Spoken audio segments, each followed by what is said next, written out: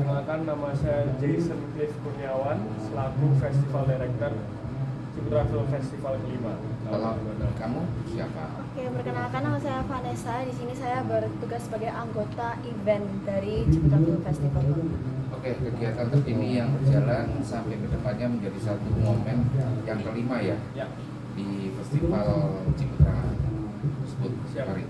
Jadi kegiatan hari ini itu ada kegiatan pra-acara ya, pra-acara CFF nanti akan datang di tanggal 2 sampai 6 Juni 2026. Tanggal 19 Maret 2021 ini kita mengadakan roadshow di mana kita melakukan screening dan juga diskusi bersama komunitas-komunitas yang ada di Solo. Jadi kita ingin menjangkau lingkungan film seluruh Indonesia, dan kita mulai dari kemarin kita sudah di Surabaya, Solo, dan harapannya lebih lagi besok juga. Terkini yang ikut terlibat dalam satu kurasi film ini ada berapa film dan dari mana saja? Yang sekarang kalau dari Solo ada 3 film, dan itu dari Fonfish dan juga ISI, Institut Seni Indonesia di Surakarta. Judulnya apa aja?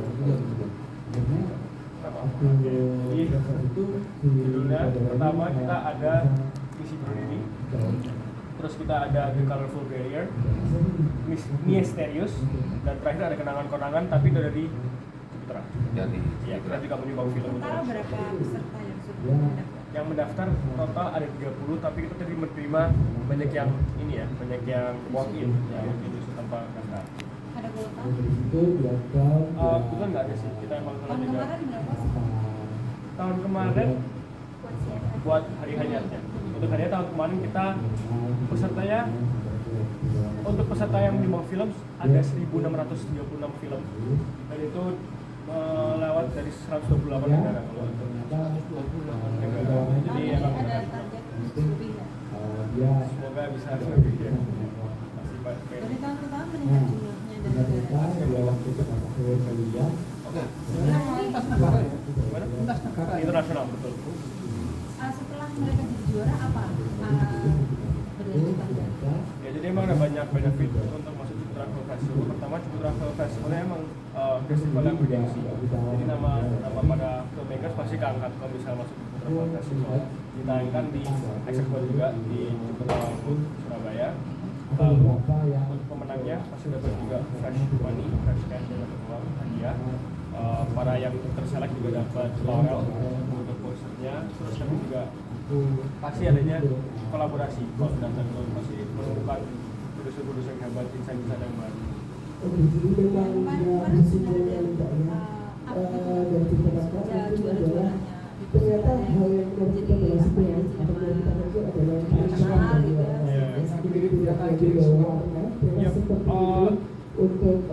saya tambahin lagi itu tadi, kita tambahin juga. Untuk kali ini kita juga ada high school competition untuk anak SMA, dan itu juga memberikan peluang untuk anak SMA di Indonesia untuk mendapatkan beasiswa berkuliah di Universitas Ciputra, Fakultas Ilmu Komunikasi dan Media Bisnis senilai lebih dari 1 M. Ini khusus mahasiswa? Tidak, umum. Tapi emang ada banyak program seperti tadi program ada yang untuk khusus SMA juga. Jadi emang banyak programnya. Untuk kategori penilaiannya apa yang diambil gitu? Itu nanti dari jurinya sendiri sih. Jadi kita Jurinya siapa? jurinya belum ditentukan Oh, ini. Tiap tahun berbeda. kapan? Waktunya batasnya sampai kapan? Dan Oke, jadi untuk submission filmnya kita terakhir early bird itu di 30 Maret 2026, dan late submission paling terakhir itu di 19 April 2026. terus pengumumannya? Pengumumannya di 3 Mei. Oke, kembali ke Sasa. Ngomong-ngomong, Sasa di Ciputra juga bagian dari brand ambassador ya? Iya, benar. Siapa aja yang jadi brand ambassador? Tugasnya apa aja? Tugasnya apa aja sih kira-kira? Oke, jadi sebagai brand ambassador ini pastinya jadi mukanya ya buat Universitas Ciputra sendiri, dan kita juga bertugas buat ngepromosiin Universitas Ciputra ke sekolah-sekolah sama seperti ini. Kita keluar kota, kita ke sekolah-sekolah yang bekerja sama Universitas Ciputra, dan ya untuk sekarang ini kurang lebih ke promosi sih, lebih ke promosi dan mungkin kayak photoshoot untuk brosur-brosur. Terus momen-momen terkini sebagai brand ambassador sudah berapa kota yang dikunjungi di Ciputra? Atau seluruh Indonesia atau seluruh luar negeri? Iya. Untuk sejauh ini kemarin ke Magelang, ke Salatiga juga. Tapi buat teman-teman yang lain tuh ada yang sampai luar pulau juga, ada yang sampai ke Bali, ada yang sampai ke Sulawesi juga gitu. Jadi tergantung ada tugasnya masing-masing gitu. Oke, terakhir, peran Sasa sebagai brand ambassador menyukseskan kegiatan pra-event terkini yang ada di Solo, ada di Warisan gitu.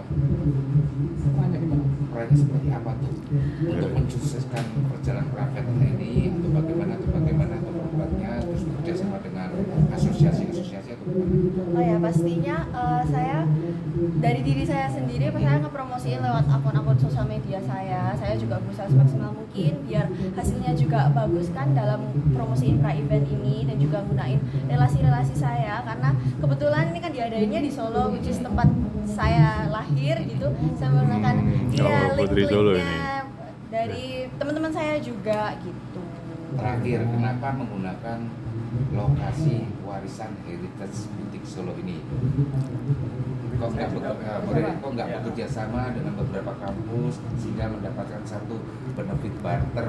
Karena di sini masih ada ruang ekonomi yang bisa. Jadi dari CFF kelima ini kita ada 2 program sebenarnya. Itu kita ada yang namanya Community Tour dan juga ada CFF Net. Dan kali ini kita adakan itu CFF Net. Jadi bukan hanya ke satu kampus untuk mempromosikan CFF, tapi kita menyediakan venue untuk berkumpul beberapa. Jadi berbagai komunitas bisa datang bersama, bisa kolaborasi seperti yang sedang dilaksanakan ini. Jadi kita emang menyediakan venue seperti Warisan ini dari koneksi-koneksi yang kita emang ada yang membolehkan kita di sini lah pokoknya. Dan karena ada itu kita buat sebagai CFF Net. Jadi untuk tempat networking, jadi bisa banyak lebih dari satu. Kalau misalnya kita emang khusus kampus, kita pasti juga akan melakukan itu. Kita sekarang juga punya teman-teman yang di Surabaya lagi keliling SMA, keliling kampus untuk melaksanakan roadshow khusus gitu. Kalau ini emang untuk berkumpul. Yes. Oke, terpenuhi. Boleh difoto dong bareng.